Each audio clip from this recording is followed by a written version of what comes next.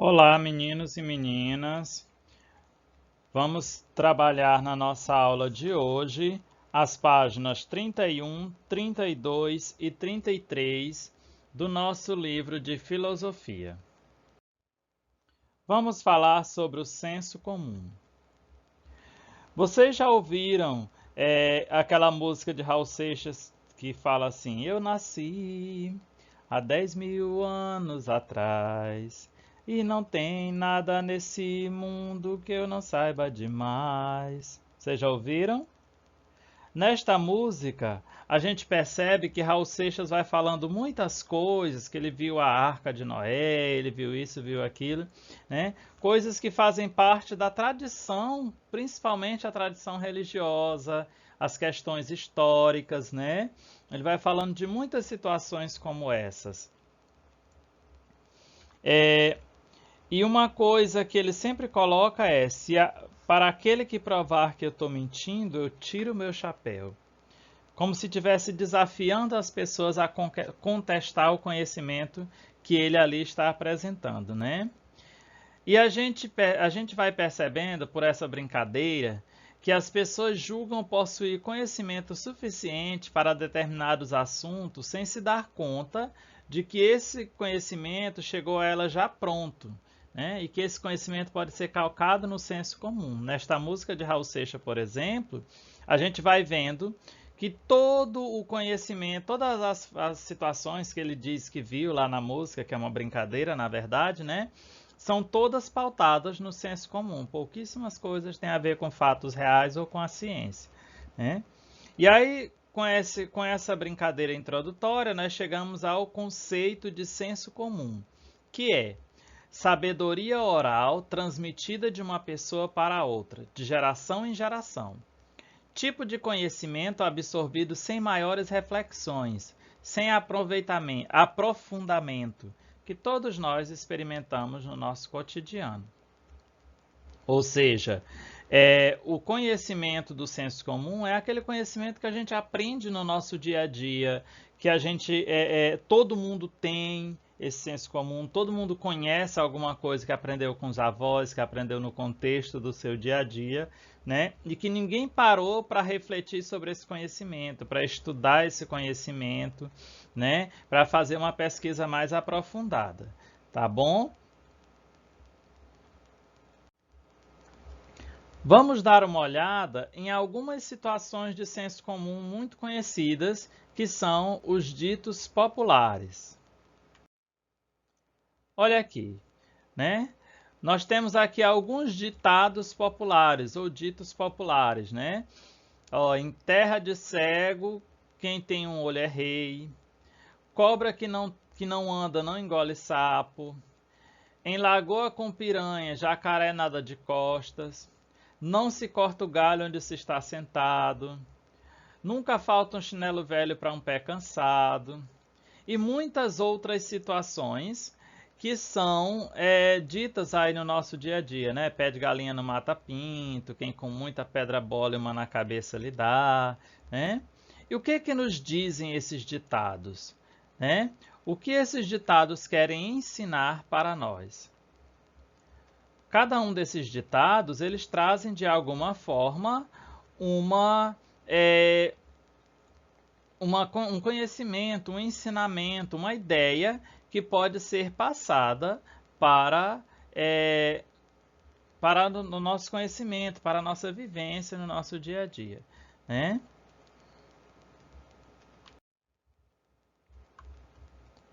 Antônio Gramsci, ele vai estudar as relações entre a filosofia e o senso comum. E ele vai se dividir um pouquinho nessas questões, porque em alguns momentos ele vai falar positivamente do senso comum, vai colocar o senso comum como algo que evidencia que todos os seres humanos pensam e produzem conhecimentos, sejam esses organizados ou não, né? Ou seja, todos os seres humanos, no seu dia a dia, eles vão produzir conhecimento de forma espontânea, né? Segundo Antônio Gramsci, nesse ponto em que ele fala positivamente do senso comum, né? Porém, em outros momentos, ele contesta essa ideia. Ele vai dizer que não, que o senso comum é um bom ponto de partida para adquirir conhecimento, mas que a gente não pode se contentar com ele, pois ele pode ser útil em determinados momentos da vida, porém, em outros momentos é necessário um conhecimento mais formal, mais sistematizado, que só a ciência pode nos fornecer. Percebam aqui que ele tem duas visões do senso comum. Num momento, ele acha que os seres humanos são capazes de produzir conhecimento sozinho. Noutros momentos, ele acha que o ser humano precisa, né, do senso comum, mas como um estopim, um ponto de partida, um momento inicial para que a pessoa possa, de fato, buscar um conhecimento mais organizado, né? Um conhecimento mais sistematizado, um conhecimento mais pautado naquilo que nós conhecemos como ciência.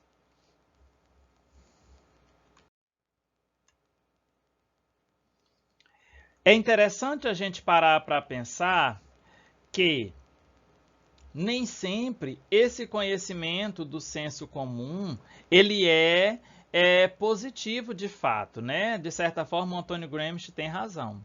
Muitas vezes o conhecimento do senso comum ele é prejudicial e ele alimenta preconceitos e injustiças. Aqui tem um exemplo, a questão da mulher nas sociedades patriarcais, né? Vejam bem, as mulheres nas sociedades patriarcais, por exemplo, sociedades onde a autoridade do homem é maior, né? Tipo assim, por exemplo, sociedades como a sociedade islâmica, em que os homens são valorizados em detrimento das mulheres. Nessas sociedades, a gente percebe que a mulher ela é colocada numa situação de inferioridade, né? Então é muito comum, por exemplo, essas mulheres não terem voz, não terem opinião, serem tratadas como um objeto do homem, etc. E esse conhecimento ele está arraigado, ele está pautado no senso comum, né? É claro que tem ali uma ideia religiosa por trás, né? Mas que essa ideia religiosa também surgiu de um contexto comum, né? O que a gente pode observar neste sentido? Que nem sempre o senso comum ele é uma coisa positiva quando se trata de um olhar da sociedade como nós temos hoje, né? É o senso comum que vai alimentar os preconceitos, por exemplo, contra a mulher, colocar a mulher como um ser inferior ao homem. É o senso comum, por exemplo, que vai fazer com que as pessoas sejam preconceituosas com as comunidades LGBTQIA+, com as pessoas que têm algum problema de saúde, como, por exemplo, hanseníase, né, que antigamente era conhecido como lepra e etc, né?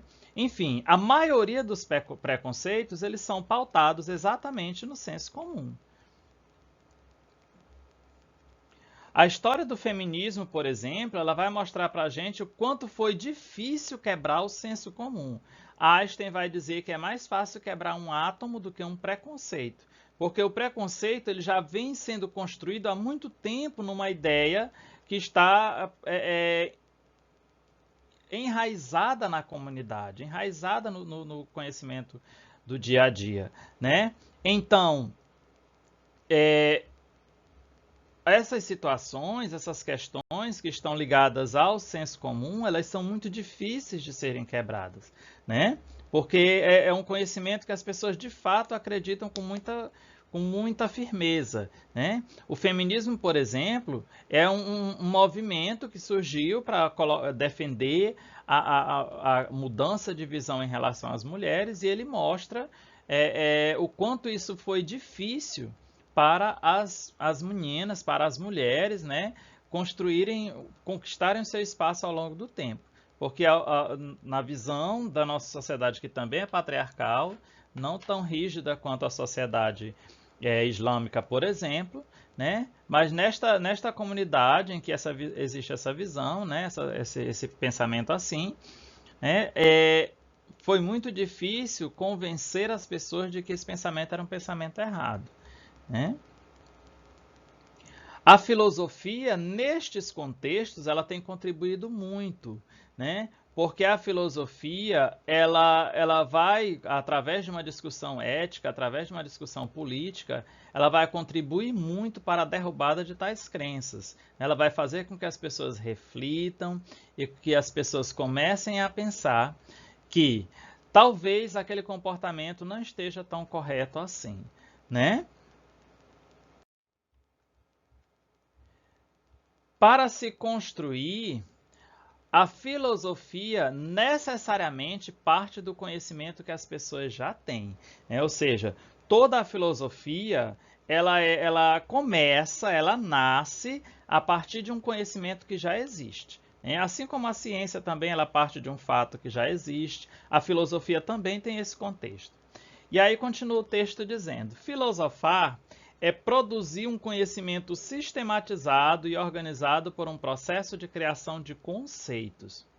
Mas esta criação, né, só pode ser feita com base naquilo que conhecemos, né? Ou seja, a filosofia ela vai nos levar, né, a produzir um conhecimento organizado, né, com um método filosófico direitinho, com todo um passo a passo que existe para se construir um processo de conhecimento filosófico, mas ela só vai ser feita, este processo só pode partir de algo que já existe, de algo que nós já conhecemos, né? A filosofia ela busca, pela razão, explicar fatos que nós já conhecemos e que nós já vivenciamos, e não um fato inexistente ou um fato inventado, né? A filosofia ela busca explicar fatos que já estão no nosso cotidiano, que já fazem parte da nossa vida.